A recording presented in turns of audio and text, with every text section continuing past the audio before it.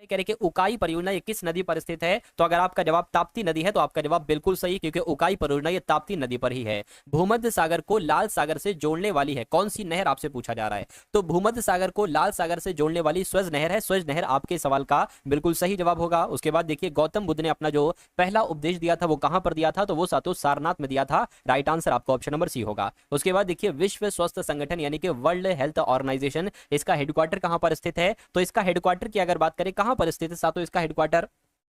तो ये तो जेनेवा में स्थित है साथियों। कहां पर? जेनेवा में स्थित है। ऑप्शन यहां पर गलत टाइप हो गए हैं।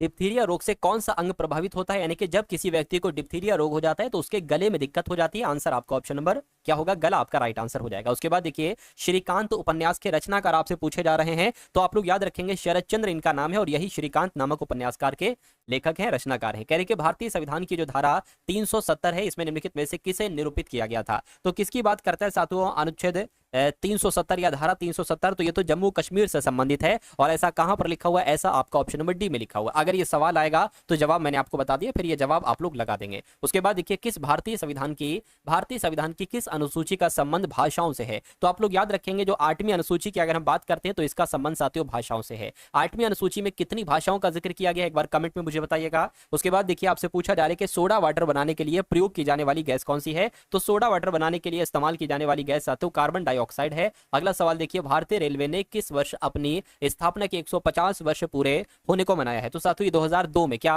भारतीय रेलवे के 150 वर्ष जो पूरे हुए थे वो 2002 में ही हो गए थे। उसके बाद देखिए अंतर्राष्ट्रीय परिवार दिवस साथियों कब मनाया जाता है? तो ये हर साल 15 मई को मनाया जाता है अंतर्राष्ट्रीय परिवार दिवस। उसके बाद देखिए भारतीय रेलवे बिजली के इंजन बनाती है। भारतीय रेलवे है ना बिजली के इंजन बनाती है, कहां पर बनाती है? वाराणसी में बनाती है? नहीं। पटियाला में नहीं। हरनौत में नहीं। चितरंजन में बनाती है। सवाल भी आपके एग्जाम में पूछा जा सकता है क्योंकि एनटीपीसी के एग्जाम में रेलवे से संबंधित भी सवाल पूछे जाते हैं। यानी कि पश्चिम मध्य रेलवे का मुख्यालय कहां पर स्थित है? तो आप लोग याद रखेंगे जबलपुर में इसका मुख्यालय स्थित है। आंसर आपका ऑप्शन नंबर ए होगा। उसके बाद देखिए करेंगे मानचित्र पर बनाई गई वो रेखाएं जो समुद्र से बराबर ऊंचाई वाले स्थानों को मिलाती है उन रेखाओं को क्या कहा जाता है? तो उनको साथियों कंटूर्स रेखा कहा जाता है। क्या कंटूर्स रेखा कहा जाता है? राइट आंसर आपका ऑप्शन नंबर ए के साथ जाएगा। उसके बाद देखिए मणिपुर की राजधानी की अगर हम बात करें तो मुझे बताइए साथियों मणिपुर की राजधानी क्या है? चलिए तो मणिपुर की राजधानी तो साथियों इम्फाल है। आंसर आपका ऑप्शन नंबर ए हो जाएगा। उसके बाद देखिए भारत में पंचवर्षीय योजना बनाने की जिम्मेदारी किसकी है मुझे बताइए। तो ये साथियों पता कौन बनाता था? कौन बनाता था आपसे पूछा जा रहा है, फटाफट एक बार मुझे बताइए।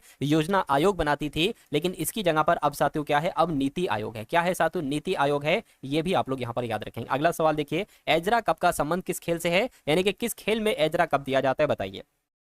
तो क्या पोलो के खेल में दिया जाता है? बिल्कुल सही जवाब, एजरा कप पोलो के खेल में दिया जाता है। उसके बाद देखिए रेडियो का आविष्कार किसने किया था मुझे बताइए।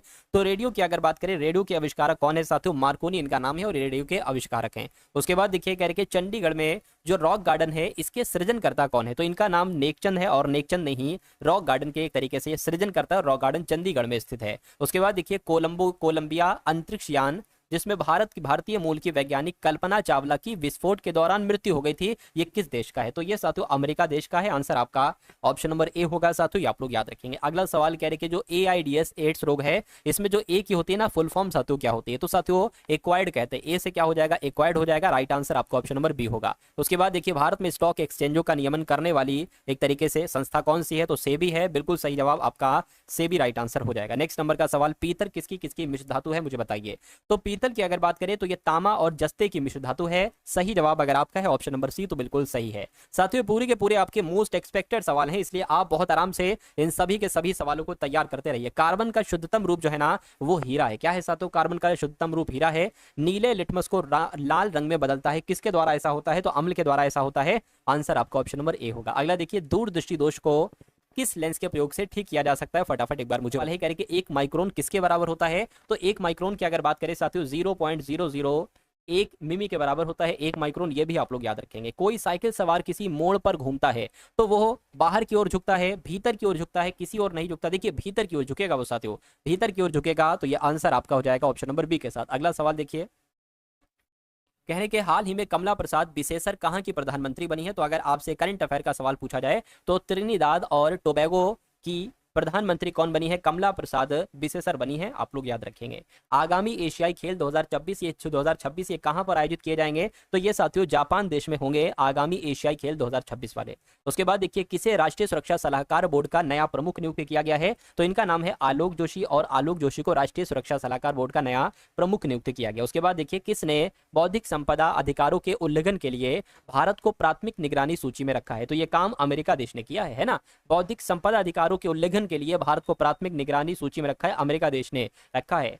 किस राज्य सरकार ने ईवी के लिए टोल टैक्स में छूट की घोषणा की है? तो ये महाराष्ट्र राज्य सरकार ने ईवी के लिए टोल टैक्स में छूट की घोषणा की है। उसके बाद देखिए किसे फिजी के सर्वोच्च सम्मान से सम्मानित किया गया? तो फिजी देश का जो सर्वोच्च सम्मान है इसे किसको दिया गया? मधुसूदन साई को दिया गया है। ये भी इंपॉर्टेंट क्वेश्चन है साथियों, आप लोग यहाँ पर याद रखेंगे। भारत ने किस देश के साथ 26 राफेल मरीन फाइटर जेट खरीदने के लिए समझौता किया है? तो यहाँ पर अगर बात करें आपका जवाब क्या होगा? फ्रांस आपका जवाब होगा, बिल्कुल सही। भारत ने फ्रांस देश के साथ 26 राफेल मरीन फाइटर जेट खरीदने के लिए समझौता किया है। उसके बाद देखिए चर्चा में रही महुआदानर वुल्फ सेंचुरी, ये किस राज्य में स्थित है? तो ये तो साथियों झारखंड में स्थित है। कहां पर स्थित है? महुआदानर वुल्फ सेंचुरी, ये झारखंड में स्थित है, आप लोग याद रखेंगे। उसके बाद देखिए करके वर्ल्ड सोशल रिपोर्ट 2025 किसके द्वारा जारी की गई है? तो ये साथियों यूनाइटेड नेशन के द्वारा जारी की गई है वर्ल्ड सोशल रिपोर्ट 2025। अगला देखिए करके लापू लापू फिलिपिनो फेस्टिवल 2025 का आयोजन कहां पर किया गया है? मैं कहूंगा साथियों इसका आयोजन कनाडा में किया गया। कनाडा आपका बिल्कुल सही जवाब हो जाएगा। उसके बाद देखिए अगला सवाल है करके किस राज्य में अफ्रीकी स्वाइन फीवर के कारण भारी नुकसान हुआ है? तो ये पता कहां पर हुआ है साथियों? मिजोरम में, यानी कि मिजोरम में अफ्रीकी स्वाइन फीवर के कारण भारी नुकसान हुआ है। सही जवाब आपका ऑप्शन नंबर सी होगा। तो 40 सवाल साथियों आप लोगों ने किए, पूरे के पूरे 40। कितना स्कोर रहा एक बार कमेंट में बताइएगा। और अब मैं आपको रीजनिंग के सवाल करवाने वाला हूं, पूरी रीजनिंग के सबसे टॉप लेवल के सवाल, इसलिए बहुत अच्छे तरीके से इन सवालों को भी आप लोग देखिएगा।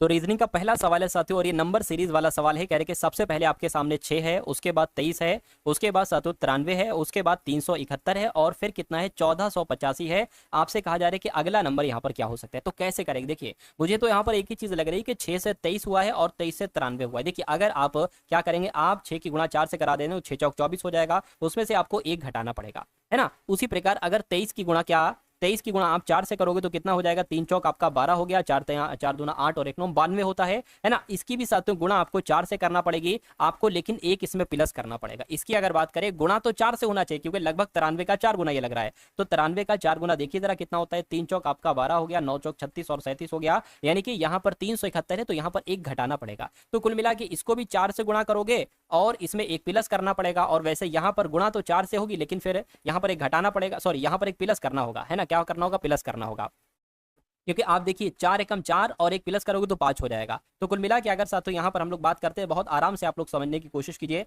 गुणा 4 से होगी लेकिन घटेगा 1। देखिए गुणा 4 से घटाया गया 1, प्लस किया 1, घटाया गया 1, प्लस किया 1, घटाया गया 1। तो साथियों सबसे पहले तो 1485 की गुणा आप 4 से कर लीजिए। 4 पंजे 20 हो गया, 4 अठे 32, 33 34 हो गया, 4 चौक 16 और 3 19 हो गया, 4 एकम 4 5 हो गया। इसमें 1 घटाना है ना, तो 5939 आना चाहिए। क्या 5939 कहीं पर है? मैं कहूंगा बिल्कुल है, ऑप्शन नंबर ए वाले में। तो जिनका आंसर ऑप्शन नंबर ए के साथ है, मैं कहूंगा आंसर आपका बिल्कुल सही हो जाएगा भाई। बहुत बढ़िया, वेरी गुड क्लास। अगला सवाल आपकी स्क्रीन पर है, आपसे कह रहे कि एसी के बाद एफएन है, उसके बाद केवाई है, उसके बाद पीजे है, तो कौन से 2 लेटर साथ यहाँ पर आएंगे मुझे बताइए। देखिए यहाँ का अगर बात करें ए से एफ हुआ है और एफ से के हुआ है, तो देखिए सेम यहाँ पर बढ़ रहा है, 5 5 बढ़ रहा है, 5 यहाँ पर भी बढ़ा है और 5 यहाँ पर भी बढ़ा है।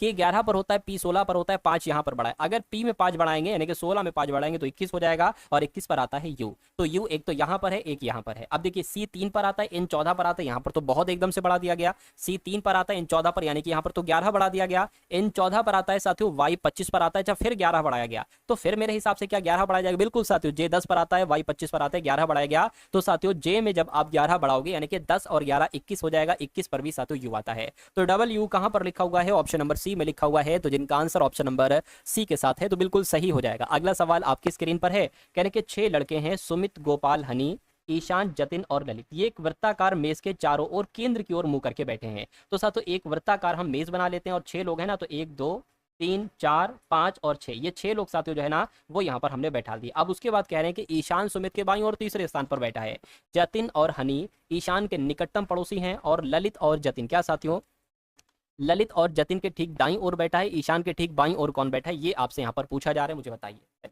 देखिए अगर हम पहली लाइन को सॉल्व करें कि सुमित के बाईं और तीसरे स्थान पर ईशान बैठा है, तो सुमित को आप कहीं पर भी बैठा दो। मान लीजिए सुमित साथियों यहाँ पर बैठ गया। सुमित की अगर बात करें, देखिए सबका मुंह केंद्र की तरफ है, तो सुमित का बायां तीसरा क्या हो जाएगा, 1 2 3 यानी कि ईशान यहाँ पर आ जाएगा, क्योंकि यहाँ पर आपसे कहा जा रहा है ना कि सुमित के बाएं तीसरे स्थान पर ईशान बैठा है, तो सुमित के बाएं तीसरे स्थान पर हमने ईशान को बैठा दिया है। उसके बाद कहने कि ईशान के निकटतम पड़ोसी कौन है, जतिन है और हनी है, यानी कि जतिन यहाँ पर बैठेगा, हनी यहाँ पर बैठेगा, हो ये भी सकता है कि हनी यहाँ पर बैठे और जतिन यहाँ पर बैठे, है ना। उसके बाद कहने के ललित जतिन के ठीक दाएं ओर बैठा है। अब यहाँ पर बहुत समझने वाली बात है, जतिन के दाईं ओर ललित बैठा है। अगर आप जतिन को यहाँ पर बैठा लोगे, जतिन को यहाँ पर बैठा लोगे, तो जतिन का दायां तो यहाँ पर हो जाएगा, तो फिर तो मामला गड़बड़ा जाएगा। इसलिए आप जतिन को यहाँ पर नहीं बैठा लोगे, आप जतिन को बैठा लोगे साथियों यहाँ पर। तो जतिन यहाँ पर बैठेगा, और यहाँ पर कहा जा रहा था कि ईशान के निकटतम पड़ोसी हैं जतिन और हनी, तो जतिन यहाँ पर आ गया, तो हनी जाहिर सी बात है यहाँ पर आ जाएगा। और कहने के जतिन के ठीक दाएं ललित बैठा है, तो जतिन के ठीक दाएं ललित यानी कि ललित साहब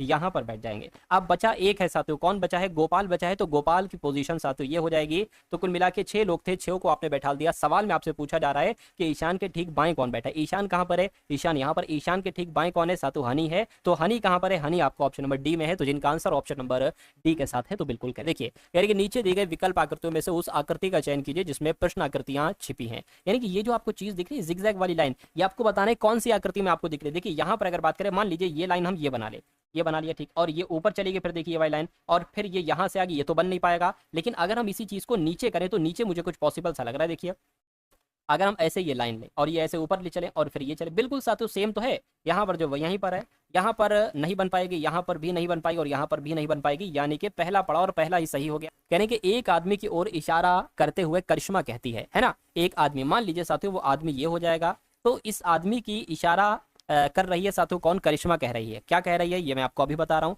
करिश्मा कह रही है कि वह मेरे भाई के पिता के इकलौते बेटी, देखिए अगर करिश्मा कह रही है मेरे भाई, मान लीजिए उसका भाई ये हो जाएगा, भाई के पिता यानी कि करिश्मा के पिता, तो करिश्मा के पिता की इकलौती बेटी, यानी कि ये अपनी खुद की बात तो कर रही है, यानी कि अपनी खुद का पति है कौन, ये आदमी। तो करिश्मा कह रही है मेरे भाई के पिता की इकलौती बेटी, यानी कि अपनी बात कर रही है, तो ये इनडायरेक्टली कह रही कि ये आदमी मेरा कौन है, ये आदमी मेरा पति है। तो उस आदमी का करिश्मा से क्या संबंध है। देखिए जहां पर से आ जाए और उससे पहले जो बंदा हो वो आपको बताना होता है कि ये बंदा क्या कहेगा इस बंदे को, तो ये तो अपना पति कहेगा। तो पति कहां पर लिखा हुआ है, पति आपका ऑप्शन नंबर डी में लिखा हुआ है ना। कभी कभी पत्नी ऑप्शन में आए तो पत्नी आप लगा दोगे, फिर तो वो तो गलत मान लिया जाएगा। चलिए अगला देखिए साथियों आप लोग, 103, 108, 112, 117, 121, 126, उसके बाद आपको बताना है साथियों क्या आएगा। देखिए यहाँ पर अगर बात करें, यहाँ पर तो सिंपल सा 103 से 108 हुआ है, तो यहाँ पर 5 बढ़ाया गया है, यहाँ पर साथियों 4 बढ़ाया गया, फिर से यहाँ पर 5 बढ़ाया गया, और फिर से यहाँ पर 4 बढ़ाया गया, और फिर से यहाँ पर 5 बढ़ाया गया है। तो अब तो साथियों 4 बढ़ाया जाएगा, यानी कि यहाँ पर तो 130 आ जाएगा। क्या 130 ऑप्शन में है, बिल्कुल ऑप्शन में है, ऑप्शन नंबर डी वाले में है। अगला क्वेश्चन आपकी स्क्रीन पर है, देखिए साथियों इस सवाल को और बताइए आंसर आपका क्या हो सकता है। कहने के दिए गए शब्दों को उसी क्रम में व्यवस्थित कीजिए जिस क्रम में वे अंग्रेजी शब्दकोश में होते हैं। यानी कि इनमें से सातों सबसे पहले कौन सा आ जाएगा एक बार मुझे बताइए। देखिए CL यहाँ पर भी, अच्छा ए भी है, CLA CLA CLA CLA और CLA। आपको बताना है कि M पहले आता है या I, मैं कहूंगा I पहले आता है। आपको बताना है I पहले आता है या G, आप कहोगे G पहले आता है। मैं आपसे पूछूं G पहले आता है या D, तो आप कहोगे D पहले आता है, तो ये 5 नंबर पहले आ जाएगा। उसके बाद ये G वाला आएगा यानी कि 4, और उसके बाद सातों ये वाला आएगा यानी कि I वाला आएगा 3, और फिर उसके बाद कौन सा आ जाएगा, ये या ये मुझे बताइए। ये तो खत्म है यहीं पर, तो 2 आ जाएगा, और उसके बाद साथों 1 आएगा, यानी कि 54,321 कहां पर लिखा हुआ है, 54,321 आपका ऑप्शन नंबर सी में लिखा हुआ है। तो ये क्या होगा, ये आपका आंसर हो जाएगा। उसके बाद देखिए अगला सवाल कह रहे हैं कि व्यक्ति का संबंध है ना जैसे समूह से है, आंशिक का पूर्ण से जो संबंध है, तो रिक्त का सातों किससे संबंध होगा, आपसे पूछा जा रहा है। देखिए व्यक्ति का समूह, आंशिक का पूर्ण, तो रिक्त का सातों किससे हो जाएगा, अधिकृत से हो जाएगा। अधिकृत आपका सातों आंसर हो जाएगा, है ना। चलिए उसके बाद देखिए अगला सवाल आपकी स्क्रीन पर है, इस सवाल को देखिए और सातों आप लोग मुझे बताइए आपका जवाब यहाँ पर क्या हो सकता है। देखिए सबसे पहले W है, फिर खाली जगह, फिर double X, double Y, double W X है, फिर खाली जगह है, फिर साथियों डबल वाई डबल डब्ल्यू है ना, और डबल एक्स और डबल वाई डबल डब्ल्यू खाली जगह, X double Y double W double X खाली जगह वाई। तो आप सबसे पहले इसको काउंट कर लीजिए कितने लेटर्स हैं, 1 2 3 4 5 6 7 8 9 10 11 12 13 14 15 16 17 18 19 20 21 22 23 24 25 26 27 28 29 30 30 हैं। यानी कि मैं कहूँगा 5 का भी पेयर बन सकता है और 6 का भी पेयर बन सकता है। 6 का अगर बनाए तो 1 2 3 4 5 6 ये अलग, 1 2 3 4 5 6 ये अलग, 1 2 3 4 5 6 ये अलग, और 1 2 3 4 5 6 अलग, 1 2 3 4 5 6 ये अलग। आप देखोगे शुरुआत में डबल डब्ल्यू आ रहा है, डबल डब्लू डबल एक्स है, डबल डब्लू डबल एक्स है, तो डबल डब्लू तो है, एक्स नहीं है डबल, तो डबल एक्स हो गया। अब देखिए डबल डब्लू नहीं है, double W double X double Y, double W double X double Y, double W double X double Y, और double W double X double Y, double W double X double Y. तो आपने अपने pen से क्या क्या लिखा है, आपने डब्लू लिखा है, आपने एक्स लिखा है, आपने फिर एक्स लिखा है, आपने फिर वाई लिखा है। तो ये कौन से ऑप्शन में आपको दिख रहा है, W double X Y, option number C में दिख रहा है, तो इसलिए यही आपका आंसर हो जाएगा। उसके बाद देखिए अगला सवाल है, साथों ये आपको अच्छे से दिख रहा है, नहीं दिख रहा है तो मैं आपको साथों अच्छे से यहाँ पर बना के दिखा देता हूँ, है ना। चलिए, तो ये तो चीज आपको दिख रही है साथों, देखिए यहाँ पर है 10, यहाँ पर है 20, यहाँ पर है 30, और फिर हो गया ये 40, फिर हो गया ये 50, और फिर हो गया साथों ये आपका 60। इतनी बात क्लियर है। चलिए, करके दिया गया पासे को मोड़ने पर कौन सी संख्या 20 वाले फलक के विपरीत होगी। देखिए अगर आपसे पूछा जाता 60 के विपरीत क्या होती, तो 60 के विपरीत होती साथियों 40, है ना। अगर आपसे पूछा जाता कि 10 के विपरीत क्या होती, 10 के विपरीत अगर आपसे पूछी जाती तो 30 बताते, या 30 के विपरीत पूछी जाती तो आप 10 बताते। अब बचा क्या साथियों, 20 बचा और 50 बचा, यानी कि अगर 20 का विपरीत पूछा जाता तो 50 बताते, और 50 का विपरीत पूछा जाता तो 20 बताते। 20 का विपरीत पूछा गया है तो 20 का विपरीत साथियों 50 हो जाएगा, तो 50 आपके इस क्वेश्चन का बिल्कुल सही जवाब है। अब उसके बाद देखिए साथियों अगले नंबर का सवाल आपकी स्क्रीन पर है, आपसे कहा जा रहा है कि 6 दोस्त हैं, लिसा, मार्क, निकोल, ओवेन, पाम और किन, एक वृत्ताकार मेज के चारों ओर केंद्र से बाहर की ओर मुंह करके बैठे। अभी इससे पहले सवाल था केंद्र की तरफ मुंह करके बैठे, अब है साथियों बाहर की तरफ मुंह करके बैठे हैं। तो कितने लोग हैं, 6 लोग हैं, तो 1 2 3 4 5 और 1 6, ये 6 लोग हो गए, ठीक है, कोई दिक्कत नहीं है। अब यहाँ पर अगर बात करें करके, लिसा मार्क के ठीक दाईं ओर बैठी है, किन जो है ये निकल और ओवन के ठीक बीच में बैठा है, ओवन पाम के ठीक बाईं ओर बैठा है, पाम के ठीक दाईं ओर कौन बैठा है। देखिए अब पता सबसे बड़ा सवाल आपका ये होता है कि हम आखिर कौन सी लाइन से स्टार्ट करें सवाल को करना। क्या इस लाइन से मैं आपको बिल्कुल सजेस्ट नहीं करूंगा, क्योंकि यहाँ पर 2 लोग हैं, लिसा और मार्क। आप सवाल में फंस क्यों जाते हो, आप सही लाइन से नहीं शुरू करते हो, इसलिए सवाल में फंस जाते हो। देखिए लिसा और मार्क से आपको नहीं स्टार्ट करना है, क्यों, क्योंकि हमें कहीं और लिसा मार्क नहीं दिख रही है, ना यहाँ दिख रही है ना यहाँ दिख रही है। अगर हम इस वाली लाइन को सॉल्व करते हैं कि हमें अगली लाइन में ये नंबर में से कोई, सॉरी, ये नामों में से कोई नाम दिख रहा है। देखिए अगर हम ये वाली लाइन सॉल्व करते हैं तो यहाँ पर हमें अवन मिल रहा है, और अवन यहाँ पर भी है, तो हम इसलिए ये वाली लाइन सॉल्व करेंगे, हमें कॉमन मिल जाएगा, आसान हो जाएगा लोगों को बैठाना। तो अब इस वाली लाइन से शुरू करें, क्योंकि इसमें भी दिक्कत है कि किन जो है ना ये निकल और ओवन के ठीक बीच में, तो ये बिल्कुल एक्यूरेट है। कह रहे कि ओवन जो है ना पाम के ठीक बाएं बैठा है, तो पाम को आप कहीं पर भी बैठा दो। आप मान लीजिए पाम को मान लीजिए यहाँ पर बैठा दिया, सभी का मुंह केंद्र के बाएं की तरफ है, तो पाम का बाएं क्या हो जाएगा, पाम का बायां साथी ये हो जाएगा, यानी कि ओवन जो होगा वो ओवन यहाँ पर आ जाएगा। उसके बाद इसको देखिए, कह रहे कि ओवन और निकल के बीच में कौन बैठा है, किन बैठा है, तो ओवन और निकल, निकल यहाँ पर आ जाएगा, है ना। ओवन और निकल के बीच में कौन बैठा है, सातु किन बैठा है, तो किन आपका सातु यहाँ पर आ जाएगा। अब क्या अगर बात करें, अब इसको देख लीजिए, मार्क के ठीक दाएं बैठी है लिसा, तो मार्क की अगर हम बात करें, मार्क के दाएं, मार्क को अगर हम सातु यहाँ पर बैठाते हैं तो मार्क का दायां ये होगा और लिसा यहाँ पर बैठ जाएंगी। तो कुल मिला के 6 लोग थे, 6 को आपने बैठा दिया। सवाल पूछा जा रहा है पाम के ठीक है दाईं और कौन बैठा है, तो पाम आपका यहाँ पर है, पाम के ठीक दाईं और कौन बैठा है, मार्क बैठा है, तो मार्क आपके इस क्वेश्चन का बिल्कुल सही और सटीक जवाब हो जाएगा। भाई बहुत बढ़िया, वेरी गुड क्लास। चलिए साथियों अब यहाँ पर अगर बात करें तो मैथ के क्वेश्चन आपके स्टार्ट हो चुके हैं। बहुत अच्छे तरीके से इन सभी के सभी सवालों को आप लोग देखिएगा और अपनी तैयारी को साथ तो तगड़ा करने की कोशिश कीजिएगा। तो कह रहे हैं कि किसी वस्तु का विक्रय मूल्य 5175 है, 5175 पर वो बेची जाती है और उस पर 25% की छूट दी गई है। वस्तु का अंकित मूल्य आपसे यहाँ पर पूछा जा रहा है, क्या हो सकता है मुझे बताइए। चलिए देखिए, वस्तु का अंकित मूल्य की अगर बात करें, मान लीजिए सातों x है, तो इस वस्तु का अंकित मूल्य पर 25% की छूट दी गई, यानी कि अंकित मूल्य से 75% में ये वस्तु बेची गई है, और जब बेची गई है तो ये 5175 रुपए की ये वस्तु बिकी है। तो बस x का मान निकाल लीजिए, आपको अंकित मूल्य पता चल जाएगा। x बराबर 5175, ये 100 की गुणा होगी, डबल जीरो इसमें लग जाएगा और 75 आपका नीचे आ जाएगा, है ना। ये एक काम करिए साथियों, एक काम आप ये भी कर सकते हैं, आप डायरेक्ट गुणा ना करके यहाँ पर आप 100 लिख दीजिए, है ना, यहाँ पर आप 100 लिख दीजिए, तो 25 चौक हो जाएगा, 25 तियाँ हो जाएगा, 3 से कट करेंगे इसको, 3 एकम 3, 3 सत्ते 21 हो गया, है ना, 3 दूना 6 हो गया, 3 पंजे 15 हो गया, ठीक है ना। अब 1725 की गुणा आप कर लीजिए 4 से, 1725 की गुणा साथियों आप 4 से कर लीजिए, आपका आंसर आ जाएगा। 4 पंजे 20 हो गया, 4 दूना 8 10 हो गया, 7 चौक 28 29 हो गया, 4 एकम 4 6, यानी कि 6900 साथियों यहाँ पर तो आ रहा है। तो वस्तु का अंकित मूल्य कितना होगा, 6900 होगा। तो 6900 जिनका आंसर है, मैं कहूँगा आंसर आपका बिल्कुल सही हो जाएगा। भाई बहुत बढ़िया, वेरी गुड क्लास। उसके बाद देखिए अगला सवाल है आपकी स्क्रीन पर, यानी कि 175 गुणा 72 भाग 24 प्लस 5 और फिर ब्रैकेट के बाहर है गुणा 20 और फिर भाग 2 है। इसको सबसे पहले अंदर वाले को सॉल्व करते हैं। देखिए भाग है तो 24 एकम 24, 24 तियाँ 75, यानी कि इसकी जगह पर 3 आ जाएगा। 175 तियाँ कितने होते हैं, 175 तियाँ की अगर बात करें तो 5 तियाँ 15, 7 21 और 22, 3 एकम 3 और 5, यानी कि 525 और 5 ये 530 आपका हो जाएगा। 530 गुणा 20 कराइए सबसे पहले तो, है ना।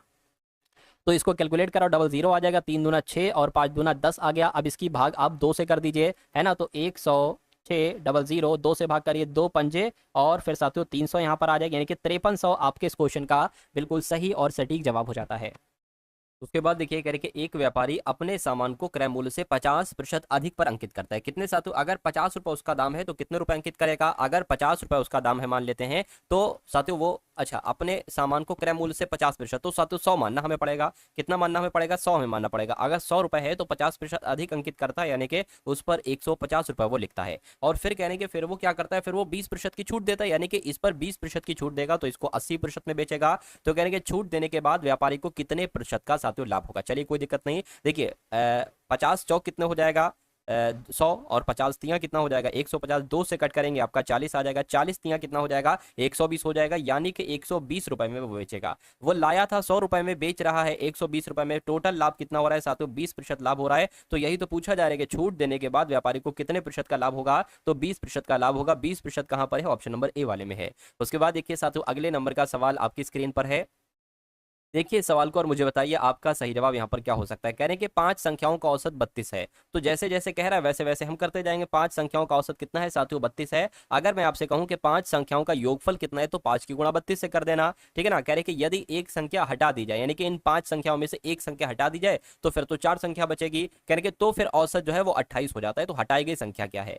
तो यहाँ पर साथियों क्या करेंगे, एक संख्या हटा ली गई तो 5 में से साथियों एक संख्या हटा दो, 4 संख्या बचेगी। तो इनका औसत जो है वो 28 हो जाता है, यानी कि पहले 32 था, अब औसत कितना हो जाता है? 28 हो जाता है। तो अगर मैं आपसे कहूं 5 संख्याओं का योगफल कितना होगा, तो 32 की गुणा 5 से करो, 5 दूना 10 हो जाएगा, 5 तिया 15 16 हो जाएगा, यानी कि 5 संख्याओं का अगर कुल मिला के योग देखे तो 160 है। अगर मैं आपसे कहूं 4 संख्याओं का योगफल कितना होगा साथियों, 4 की गुणा 28 से करो, 4 अट्ठे 32 हो जाएगा, 4 दूना 8 और 112 हो जाएगा। और 4 संख्याओं का योगफल कितना? 112 है।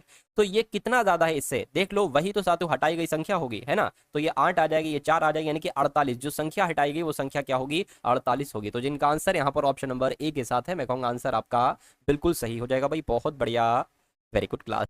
32 से पहले सभी अभाज्य संख्याओं का औसत आपसे पूछा जा रहा है। तो 32 से पहले कौन कौन सी अभाज्य संख्याएं होती हैं उनको आप प्लस कर लीजिए और फिर जितनी संख्या होंगी उस संख्या से भाग दे दीजिए, आपका सातों औसत निकाल आगे। देखिए 32 से पहले अभाज्य संख्याएं हम लोग यहाँ पर बताते हैं। तो सबसे पहली अभाज्य संख्या 2 हो जाएगी, उसके बाद सातों 3 हो जाएगी, उसके बाद सातों यहाँ पर 5 हो जाएगी और फिर 7 हो जाएगी और फिर 11 हो जाएगी। उसके बाद सातों क्या आती है? 12 नहीं 13 आ जाएगी। 13 के बाद सातों 17 आ जाएगी और फिर 18 नहीं और फिर 19 आ जाएगी। 19 के बाद 20 नहीं, 21 नहीं, 22 नहीं, सातों 23 हो जाएगी। 23 के बाद 24 नहीं, 25 नहीं, 26 नहीं, 27 नहीं, 28 नहीं, 29 हो जाएगी। 29 के बाद 30 नहीं और 31 हो जाएगी साथियों। तो ये क्या होगी? 32 से पहले के पहले साथियों सभी अभाज्य संख्याएं होंगी। तो ये कितनी संख्याएं देखिए जरा, 1 2 3 4 5 6 7 8 9 10 11, कितनी अभाज्य संख्या होंगी? 11 अभाज्य संख्या। तो इनके योगफल से 11 को भाग दे दो, आपको औसत मालूम पड़ जाएगी। तो सबसे पहले इनको जोड़ने का काम करो आप।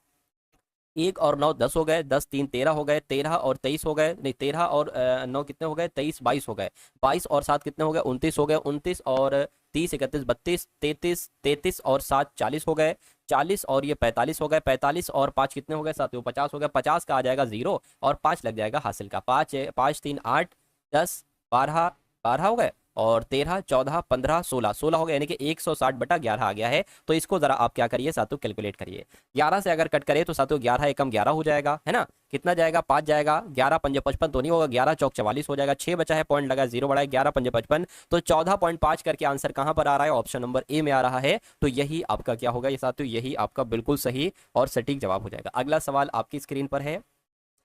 आपसे कहा जा रहा है कि 3 नोटबुक हैं और 6 पेन है। अगर इन 3 नोटबुक को और 6 पेन को खरीदा जाता है तो 3000 रुपए में ये बैठते हैं, यानी कि उतने ही पैसे में, यानी कि 3000 रुपए में ही एक व्यक्ति एक नोटबुक और 12 पेन खरीद सकता है। अच्छा, यदि राजू 15 पेन खरीदना चाहता है तो उसे कितना भुगतान करना पड़ेगा? सबसे पहले हमें एक पेन की कीमत मालूम करना पड़ेगी। तो 15 पेन की कीमत बहुत आसानी से निकल आएगी। तो एक काम साथियों आप ये कर सकते हैं, क्या कर सकते हैं आप? काम ये कर सकते हैं कि नोटबुक का मूल्य हम क्या मान लेते हैं साथियों? कुछ भी मान लीजिए आप, ठीक है ना। नोटबुक का मूल्य साथियों हम x मान लेते हैं और पेन का मूल्य कितना मान लेते हैं? पेन का मूल्य साथियों हम y मान लेते हैं। इतनी बात क्लियर है? कहीं बिल्कुल क्लियर है। अब अगर बात करें कि 3 नोटबुक हैं तो कितना हो जाएगा? 3x हो जाएगा। एक नोटबुक का मूल्य x है तो 3 नोटबुक का मूल्य 3 गुणा x हो जाएगा, यानी कि 3x ये हो गया 3 नोटबुक का मूल्य।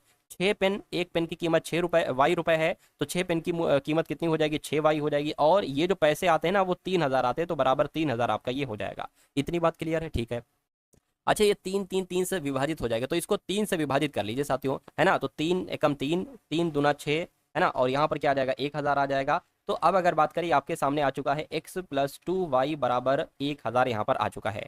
चलिए कोई दिक्कत नहीं, यहाँ तक आपको समझ में आ गया। उसके बाद क्या कहा जा रहा है, करके उतने ही पैसे में, क्या उतने ही पैसे में 3000 रुपए में ही एक व्यक्ति एक नोटबुक, एक नोटबुक का मतलब क्या होगा साथियों एक्स, एक नोटबुक एक एक्स और 12 पेन, ठीक है 12 पेन यानी कि 12 वाई, है ना। तो उतने रुपए में खरीदता है, यानी कि 3000 रुपए में खरीदता है ना। अब साथियों इसको आप क्या करा लीजिए, माइनस करा लीजिए। एक्स में से एक्स जाएगा तो एक्स माइनस के एक्स प्लस का कैंसिल हो जाएगा, 12 में से 12 वाई में से 2 वाई जाएगा, तो कितना एक तरीके से बचेगा यहाँ पर माइनस का 10 वाई बचेगा। और यहाँ पर अगर बात करें साथियों माइनस का 2000 बचेगा, है ना। माइनस का 3000 में से 1000 जाएगा तो माइनस का 2000 बचेगा। इस माइनस से ये माइनस आपका कैंसिल हो जाएगा, वाई बराबर आपका जो आएगा वो 2000/10 आ जाएगा, यानी कि वाई की वैल्यू आ गई के साथियों 200 आ गई। यानी कि अच्छा वाई क्या हमने माना था, एक पेन की कीमत वाई मानी थी और वाई की कीमत 200 रुपए है, यानी कि एक पेन की कीमत कितनी है 200 रुपए है। तो भैया 15 पेनों की कीमत कितनी हो जाएगी, 15 गुणा 200 हो जाएगी। कितना हो गया 15 दूना 30 डबल 0, यानी कि 3000 रुपए के 15 पेन आ जाएंगे। और 3000 रुपए कहां पर लिखे हुए हैं, ऑप्शन नंबर सी में लिखे हुए हैं। तो ये बात साथियों समझ में आई आपको, समझ में आई तो बहुत अच्छी बात है। उसके बाद देख लेंगे अगला सवाल, अंतिम सवाल है साथियों आपका, ये देखिए यानी कि विद्यार्थियों की वो अधिकतम संख्या ज्ञात कीजिए जिसके बीच 1003 चॉकलेट और 2703 कैंडी इस प्रकार बांटी जा सकती हैं कि प्रत्येक विद्यार्थी को प्रत्येक की समान संख्या मिले, यानी कि चॉकलेट और कैंडी की समान संख्या मिले। देखिए कभी भी अगर आपके सामने साथियों ऐसा सवाल आ जाए, कैसा सवाल कि वो अधिकतम संख्या बताइए, यानी कि एचसीएफ निकालना होगा, एचसीएफ निकालना हो और बड़ी बड़ी संख्याएं दे रखी हो, तो इन दोनों ही नंबर का आपको क्या निकालना होगा, एचसीएफ निकालना होगा, यानी कि मासा निकालना होगा। तो ये दोनों संख्या लिख लीजिए 1003 और 2700, क्या साथियों 2703, 1003 और 2703। तो ये साथियों काट लीजिए, देखिए 2 से कटेगा, 2 से नहीं कटेगा, 3 से भी नहीं, 4 से भी नहीं, 5 6 7 8 12 से भी नहीं साथियों, ये कटेगा डायरेक्ट साथियों 17 से। देखिए 17 से काट करके एक बार देखिए, 100 है तो 17 पंजे कितना होता है 85, 17 छंग 102 ज्यादा हो जाएगा, तो 17 पंजे कितना आ जाएगा 85। अब इसमें साथियों 15 जाएगा और 153 17 के पहाड़े में भी आता है, 17 नीम होता है साथियों 153। ये बात क्लियर है, ठीक है कोई दिक्कत नहीं। एक सेकंड, अरे ये क्या हो गया। हम्म तो यहाँ पर आपका कुल मिला के कितना आ जाएगा 59 आ गया। अब इसको देखिए ये 17 से कटेगा नहीं, 17 एकम 17, 17 दूना 34, 17 एकम 17 यहाँ पर हो जाएगा। अब कितना बचेगा साथियों 10 बचेगा, तो ये 100 हो जाएगा पूरा। वहीं पर 17 पंजे कितना करेंगे 85 करेंगे, फिर कितना बचेगा 15 बचेगा, तो ये 153 हो जाएगा। और 17 नीम कितना होता है 153 होता है, तो ये चीज यहाँ पर आ गई, है ना। अब इसको साथियों किससे कट करे, अब ये सातों अलग अलग नंबर से कट होगा, तो कुल मिला के इसका एचसीएफ जो निकलेगा वो कितना निकलेगा, वो आपका 17 निकलेगा। और ऐसी कंडीशन में 17 यही एचसीएफ ही आंसर होता है। तो मैं कहूंगा विद्यार्थियों की वो अधिकतम संख्या 17 है जिनके बीच 103, 1003 चॉकलेट और 2703 कैंडी इस प्रकार बांटी जा सकती है कि प्रत्येक विद्यार्थियों को इनकी समान संख्या मिलेगी। तो ये आपका राइट आंसर हो जाएगा। दोस्तों ये वीडियो आप लोगों को कैसी लगी कमेंट बॉक्स में ज़रूर बताएं, और वीडियो अच्छी लगे तो वीडियो को लाइक करें, और चैनल पे नए हैं तो चैनल को सब्सक्राइब करें।